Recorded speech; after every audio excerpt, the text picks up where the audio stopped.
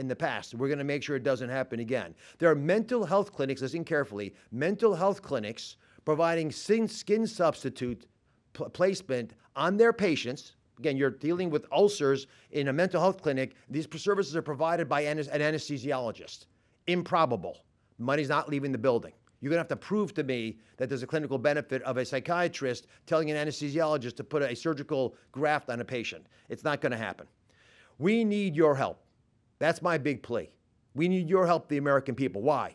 Over half of the whistleblower tips that we get are for healthcare fraud, and over half of the fraud against our government is in healthcare.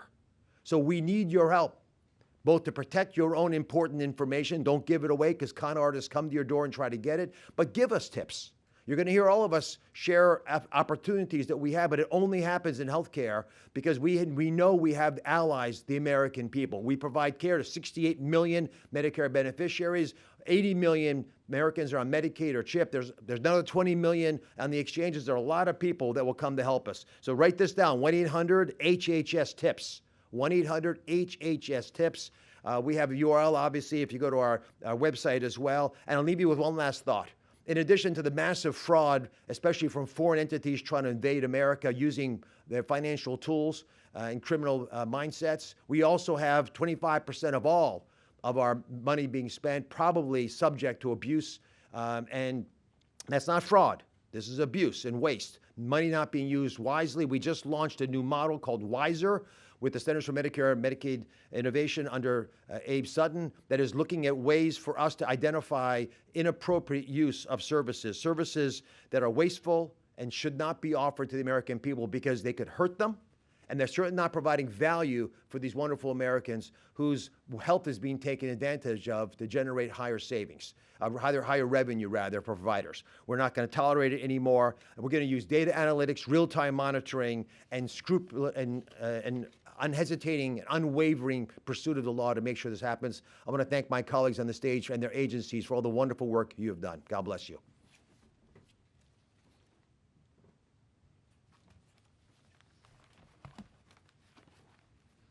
Good morning.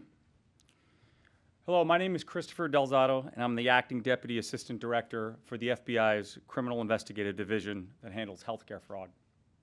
I want to echo what our speakers have said already and thank everybody who made this takedown possible. Healthcare fraud is not a victimless crime. Every dollar stolen through deceitful billing or unnecessary procedures is a dollar taken away from patients who truly need care and taxpayers who fund these critical programs. Schemes like those we're announcing today drive medical costs up, strain federal healthcare budgets, and ultimately impact every American who relies on Medicare, Medicaid, and other public and private insurance programs. It's also not just about financial losses. It's about patients being exposed to unnecessary procedures, false diagnoses, and delayed care. That kind of exploitation isn't just unethical, it's dangerous and has no place in our healthcare system. We can't tackle healthcare fraud of this scale alone. It requires a united response. That's why strong partnerships are at the heart of what we do. This initiative is part of a strategic and coordinated effort with the Department of Justice's Healthcare Fraud Unit of the Criminal Division's Fraud Section, Health and Human Services, Office of Inspector General, Drug Enforcement Administration, and other federal and state agency partners. From investigators on the ground to analysts tracking intel, forensic accountants tracing financial trails, and prosecutors building cases that will hold up in court, every agency involved plays a critical role. By leveraging these critical partnerships, it allows all of us to share intelligence in real time and connect the dots across multiple jurisdictions, not only in the United States, but around the globe. This initiative brought together expertise from FBI headquarters and 28 field offices across the country working side by side to identify the scope of the fraud and coordinate arrests. From fraudulent billing, COVID relief abuse, and money laundering to prescription drug diversion, These criminal networks are engaged in complex schemes that operate on a global scale, undermining our healthcare systems and fueling broader transnational criminal activity. The investigations announced today speak volumes about our resolve to root out corruption in the healthcare system and hold accountable those who think they can defraud federal programs without being caught. I want to talk about the numbers for a minute because they're not just large, they're impactful. They reflect the scale of the fraud, the reach these criminal networks have, and the urgent need to protect our healthcare system. 324 defendants were charged criminally, including 96 licensed medical professionals, 25 of whom were doctors and charged for their alleged participation in various fraud schemes targeting government and private health insurance programs. Over $14 billion in alleged fraud was billed to Medicare, Medicaid, and private insurance programs. Unfortunately, those numbers represent Americans impacted in every state. Behind the numbers is a web of criminal activity that stretches far beyond our borders. The FBI's Operation Gold Rush resulted in the largest amount of loss charged in a healthcare fraud case brought by the Department of Justice. More than 20 members of a criminal organization based in Russia and elsewhere were charged for their roles in a $10 billion Medicare fraud and international money laundering conspiracy. The organization allegedly used a network of foreign straw owners, including individuals sent into the United States from abroad, who acting at the direction of others overseas, strategically bought dozens of medical supply companies that were enrolled in Medicare and located across the United States. After the organization gained control of the companies, it rapidly submitted billions of dollars in fraudulent healthcare claims that were never ordered by doctors, requested by patients, or provided to anyone. In doing so, the defendants are alleged to have exploited the identities of over 1 million Americans spanning all 50 states by using their confidential medical information to submit the fraudulent claims.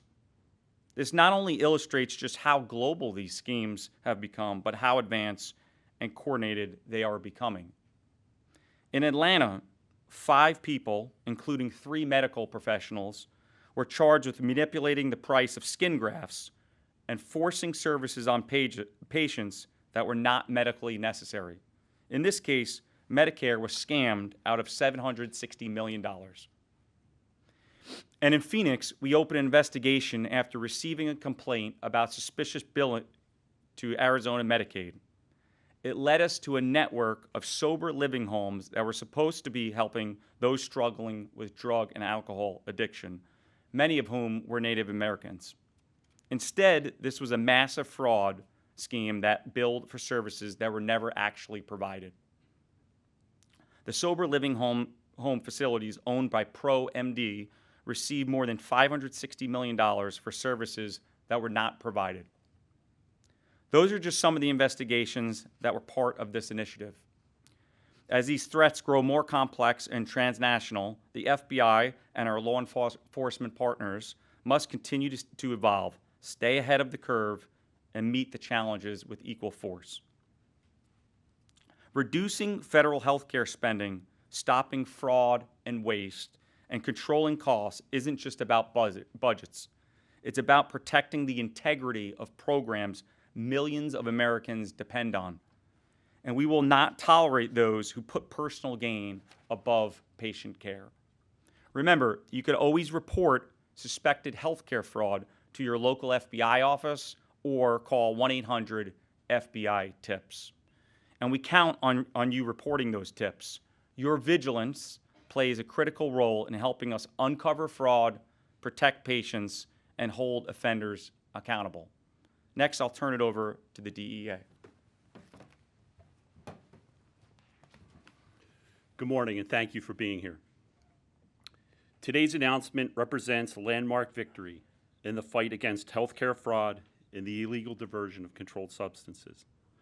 The Drug Enforcement, alongside our partners at the Department of Justice, FBI, HHS OIG, CMS, and our state and local law enforcement agencies took part in this unprecedented national takedown that uncovered more than $14.6 billion in intended healthcare fraud, as well as over 15 million controlled substance pills being diverted, a staggering abuse of public trust and public funds. Similar to DEA's core mission of protecting the health and safety of American communities, Americans also put their trust and their lives into the hands of our medical and healthcare professionals. And what we saw in these cases was the very opposite of that mission. Pills ended up on our streets. Pharmacists, doctors, and distributors fueled addiction, endangered lives, and illegally profited off the backs of Americans. DEA's investigations covered doctors, pharmacists, pharmacy owners responsible for the diversion of thousands of controlled substance pills like oxycodone and hydrocodone. These pills ended up on our streets, in the hands of dealers, and in the path of addiction. In other cases, DEA helped investigate providers who stole opioids intended for their own patients, diverted fentanyl from hospitals, and exploited vulnerable individuals seeking treatment. And we didn't stop there. In the last 6 months, DEA has charged 93 administrative cases seeking the revocation of pharmacies, medical practitioners, and distributors' authority to handle and/or prescribe controlled substances. This sends a clear message. If you use your license to harm the public, you will lose it. This takedown also shows how closely drug trafficking and healthcare fraud are intertwined. Whether it's criminal enterprises billing for medically unnecessary opioids or laundering the proceeds from sham clinics and pill mills, DEA is targeting the financial, pharmaceutical, and criminal infrastructure behind the epidemic. As we move forward, DEA will continue to collaborate across government agencies. Together, we are building a smarter, data-driven enforcement model, harnessing the power of artificial intelligence and forensic analytics to stay ahead of criminal actors. To those who think they can hide behind white coats or offshore bank accounts, think again. DEA remains relentless in our pursuit of those who poison our communities and exploit our healthcare system, all to line their own pockets with profit from others' pain. I too want to take a moment to recognize the remarkable work, commitment to healthcare and safety, and dedication of our DEA investigators and all our partners across the nation. Today's takedown is a milestone, but it's not the end. It's the foundation of what comes next. Thank you. You mentioned in your remarks that this involved more than 1 million stolen identities. Any idea of how those identities were stolen, what breach they were part of? Can't identify the specific breach they're part of, but they are on the dark web, among other places. They're internet-based identities that are put up for sale. And frankly, what would happen in some of these cases is individuals who were not even seeing a particular doctor for any sort of specific care often got a medical device at their home and reported that. And so their device may have been somewhere on the internet, either from one breach or multiple different breaches, and these are collected by the organizations who then would send devices to individuals who never requested them. Can I offer this? This is a very important point for the American public to hear. They knock on doors, and they'll tell you that they've got something for free, and then they get your number, and they're off to the races. So this is why folks should guard their numbers, especially their Medicare number, very carefully. Question for Dr. Oz, actually. When you talk to anti-fraud experts in the private sector, they say that one of the reasons these transnational groups are targeting government programs to such a massive degree is because it's been relatively easy for them to do that using the stolen identities that you mentioned. Because government agencies don't use the same kind of technology that Citibank does, and Amazon does, or Walmart does. It sounded like from what you were saying earlier, you're working to change that. You mentioned AI. Can you talk a little more about that? The WISER model, which is a CMMI model, much of the innovation in Centers for Medicare Medicaid Services comes specifically from the statutorily created entity of Centers for Medicare Medicaid Innovation, as the name would state, have already launched a model. It is designed to use artificial intelligence and other more cutting-edge tools to address the fraud that exists in healthcare. And I have just 2 points on this I think are worth remembering. The reason that AI works so well in the financial systems is because bank managers aren't fraudsters usually, so they're not very good at fraud, whereas fraudsters are really good at fraud. So you're asking people who don't study fraud, like in CMS, for example, Amy Brandt does not spend her whole life thinking how to defraud people. So she doesn't think the way a criminal mind might work. So we actually benefit tremendously, as has been the case in banking and other transactional businesses, if we can bring these newer technologies to bear.